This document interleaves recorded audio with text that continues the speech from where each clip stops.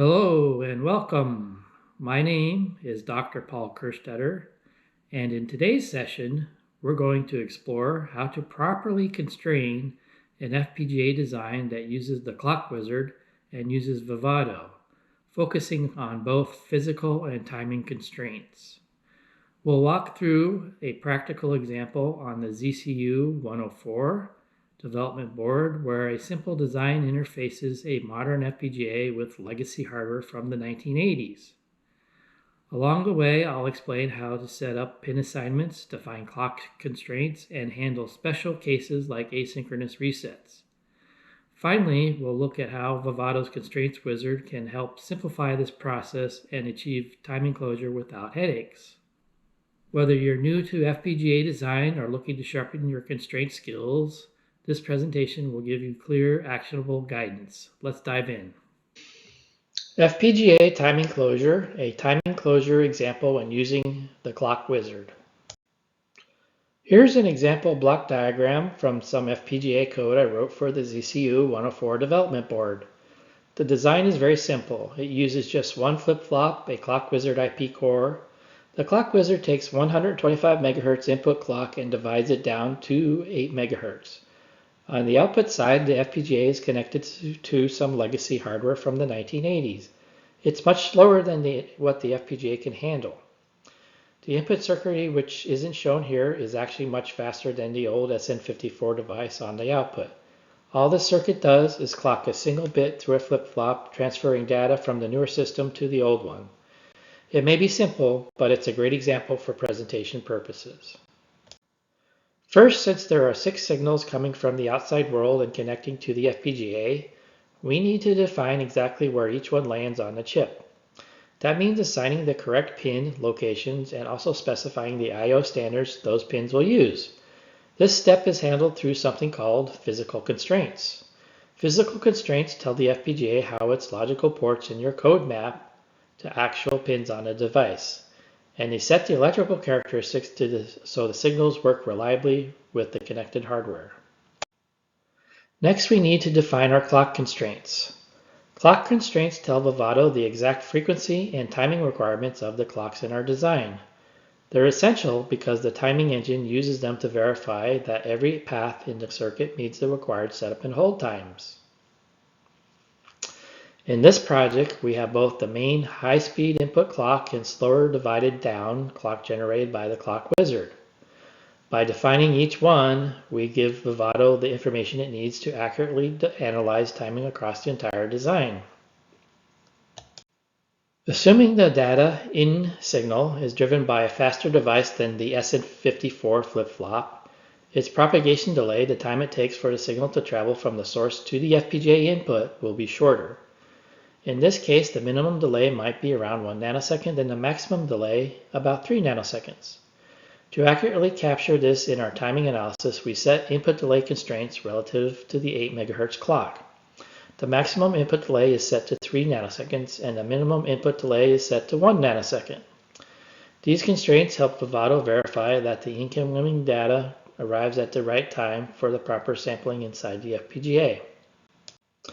If the external device is a flip-flop, such as the Texas Instruments SN54HC74J from the 1980s, it has specific timing requirements.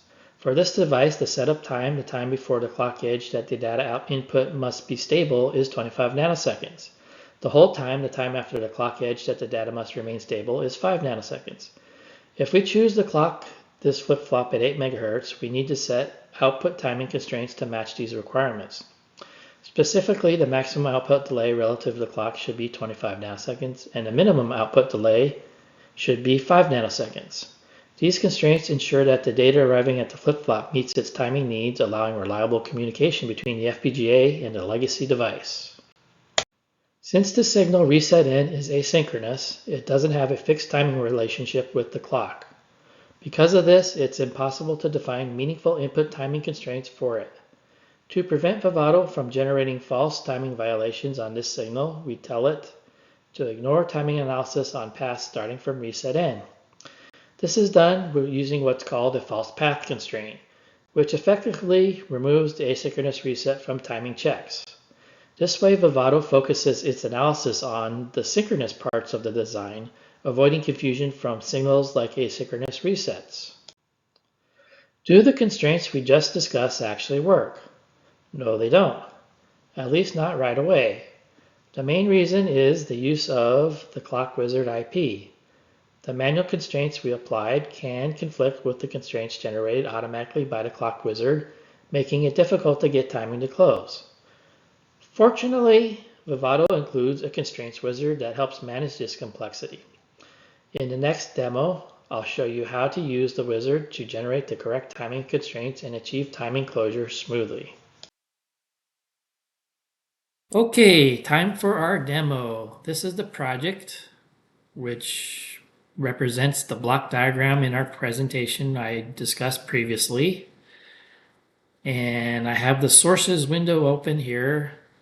This is where the FPGA code lives.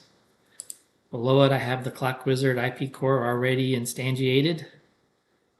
And then if I have these constraints already in the file, let me show you the VHDL code and then the constraints that I have. To do that, I'll go to my Notepad++ document where I edit my code. And these are the constraints that I have in the file that are in the project. I don't have any input constraints. I don't have any output constraints because those are going to be generated automatically by the Clock Wizard. I do have physical constraints. For example, the clock has a physical constraint that comes on the input. This is the 125 megahertz clock key, and that has a a terminator resistor of 100 ohms. And then we have the actual pin it is assigned to, F23. So those are the physical constraints. I also have a false path constraint for my reset N, which is an asynchronous signal, so we can't time it to input or input constraints. Okay, so I'm gonna rely on the constraints wizard to develop my input and output delay constraints. Just give you a quick look at the code. The code is about a page and a half. I have my entity block, which shows the interface of the signals to the outside world. There's a clock input, there's a reset input, there's a data input, there's a data output, and then there's a clock output. I have the signals, which connect my implementation hardware together. I have a component for the Clock Wizard instantiated. I have an implementation of the port map of the Clock Wizard, and then this processes the single D flip-flop inside my FPGA design. And all those can be seen in the source window. So the first thing I want to do, let's take a quick look at the schematic for this design. And I click on schematic under RTL analysis. You expand the window. And this represents what we had in our block diagram. As you can see, I have that single flip-flop right here. I have the Clock Wizard right here. I have 4 inputs over here, and I have 2 outputs over here. So the next thing I'm going to do is run synthesis. Okay, our synthesis is done. I'm going to open the synthesized design.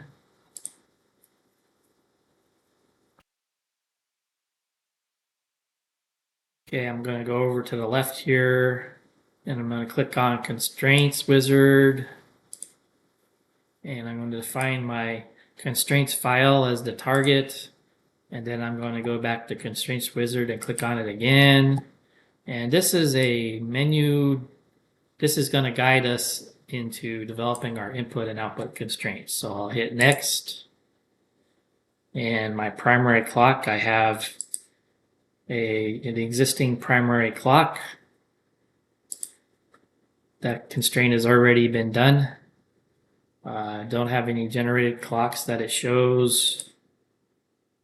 no forwarded clocks, no external feedback delays. Here we have our input delay, and we have to fill out the information over here. If you remember, the propagation delay time was a minimum of 1 nanosecond and a maximum of 3 nanoseconds. And for direct trace delay, we'll just put 0 for the max and min. 8 megahertz, the trace would have to be really long in order for us to get a nanosecond of delay. So I applied those values. Let me expand this so you can see what it says here. TCO min, 1 nanosecond, TCO max, 3 nanoseconds, 0 trace delay. Okay. Next, we'll go on to that was the input delays. Now we'll go on to output delays. We have one output delay to define data out. And we need to put our setup and hold time. So our setup time was 20 nanoseconds. Expand this window a little bit. And our hold time was 5 nanoseconds. And we'll put a 0 for trace delay.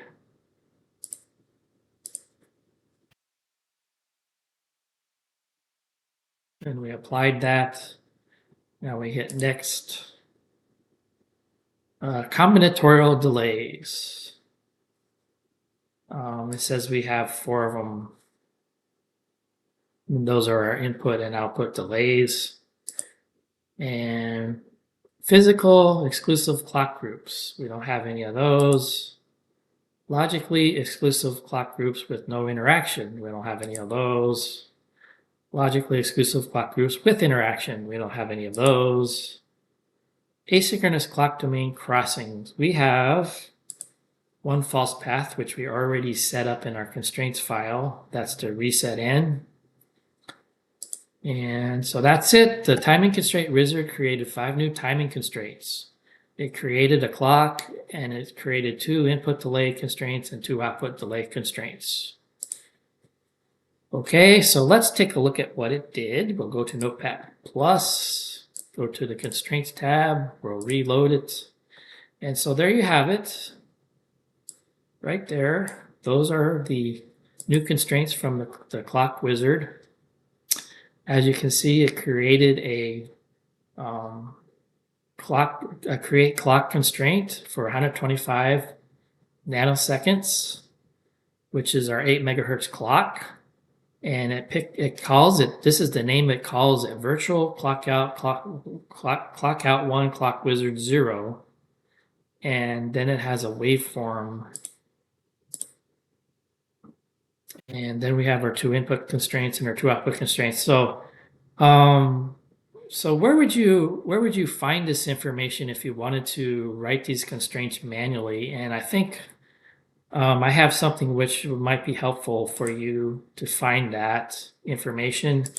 If you type in the TCL console, the TCL console, if you type in the command report _ clocks and you hit enter, let me expand this window and we'll just roll up a little bit there.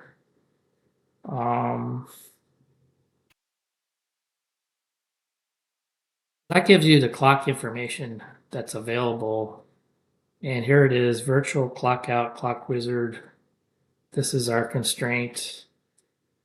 It shows you the generated clocks of the clock wizard. The generated clock is called clock out 1, clock wiz 0.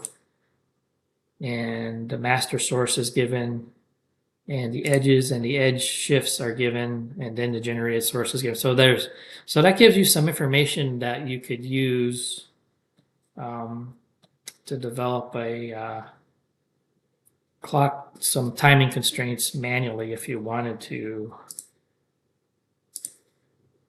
And if you notice here, virtual clock out 1 clock wiz _ 0 125 062.5, that's the one in our constraint here that was created by the Clock Wizard. Okay, so let's see. Will this now will timing close? Will we get any timing errors when we use these constraints. So let's go ahead and run the implementation and see if we close on timing.